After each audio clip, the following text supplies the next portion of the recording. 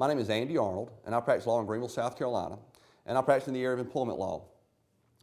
Just recently talked about the NFL players lockout, and there's another situation that's been in the news involving unions. That's the situation in Wisconsin, where the Wisconsin governor and the legislature have now attempted to limit collective bargaining rights of public employees. And there's a lot of argument on both ends of this issue, but there's an underlying concept here that I think we all ought to be cognizant of. There's a disparity in bargaining power that exists between an employer and an employee. The employee relies on the paycheck to provide for their families. A lot of times they have their health benefits, maybe their retirement benefits through their employer.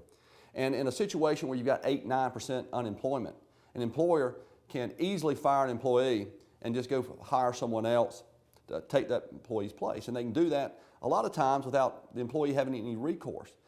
When a union exists, a lot of times there's a collective bargaining agreement that requires that an employer have good cause to fire the employee. They also have to negotiate if they're going to reduce wages or reduce benefits. And even though in the public sector, that might shift some expenses to the taxpayer. Not having those benefits, not having adequate health benefits for our public employees, somebody's going to pay for that health care, and so you're going to shift it through the back door instead of the front door. All these issues involved choices. Choices about who's responsible, choices about who bears the cost, and shifting responsibility sometimes is necessary, but it always ought to be done with a real acknowledgement that there is no free lunch.